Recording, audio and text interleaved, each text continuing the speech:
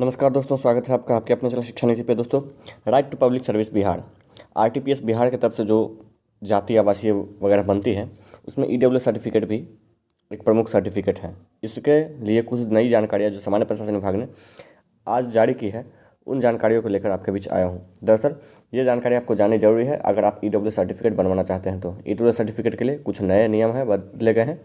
उन नियमों को आपको जान लेना है, उसके बाद ही आप ईडब्ल्यू सर्टिफिकेट के लिए आगे की प्रक्रिया कर सकते हैं।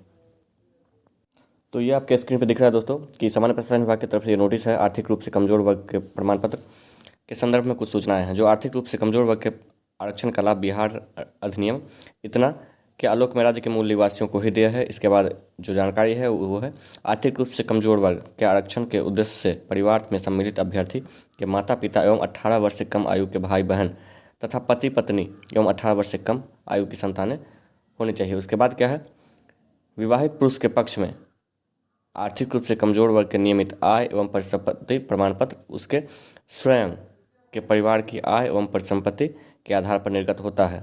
चलिए, उसके बाद क्या है, उसमें पुरुष अभ्यर्थी एवं पत्नी तथा 18 वर्ष से कम आयु की संतानें सम्मिलित होंगी। यह प्रमाण पत्र अभ्यर्थी के मूल निवास स्थान से निर्गत होना चाहिए, मतलब अंचल से, और उसके बाद जिसका निर्धारण अभ्यर्थी के पिता के मूल निवास के आधार पर किया जाएगा। इसके बाद है विवाहित महिला। तो विवाहित महिला के पक्ष में आय एवं परिसंपत्ति प्रमाण पत्र अभ्यर्थी के पति के साथ रहने की स्थिति में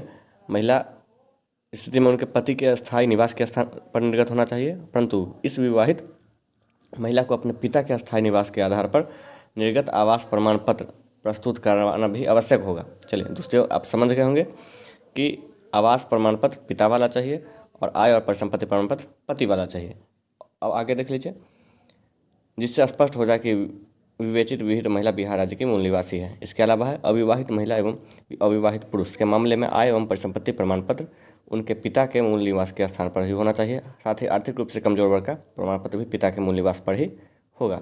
इसके बाद है राज्य अधीन सेवाओं के में आर्थिक रूप से कमजोर वर्ग के अधीन आरक्षण का लाभ प्राप्त करने के लिए वैसे अभ्यर्थी पात्र होंगे जो राज्य सरकार के अंतर्गत वर्तमान में अनुसूचित जाति, अनुसूचित जनजाति, अत्यंत पिछड़ा वर्ग और अत्यंत पिछड़ा वर्ग के प्रावधानिक आरक्षण के आच्छादित नहीं हो। अगर आप इन सभी आरक्षण से आप दिया नहीं है तभी आप ईडब्ल्यू के लिए अप्लाई कर सकते हैं। चलिए, इसके बाद है आर्थिक रूप से कमजोर वर्ग के अधीन आरक्षण का लाभ हेतु अभ्यर्थी के परिवार की सभी स्रोतों की कुल वार्षिक आय 8 लाख रुपये से कम होनी चाहिए। वार्षिक आय में आवेदन करने से पूर्ववर्ती, आप देख सकते हैं, वार्षिक आय आपका 8 लाख से कम होना चाहिए। पूर्ववर्ती वित्तीय वर्ष के वेतन, कृषि एवं व्यापार के एवं अन्य पेशा के माध्यम से स्रोतों से होने वाले आयों को इसकी प्रयोजनार्थ परिगणित किया जाएगा। तो ये पूरी जानकारी थी।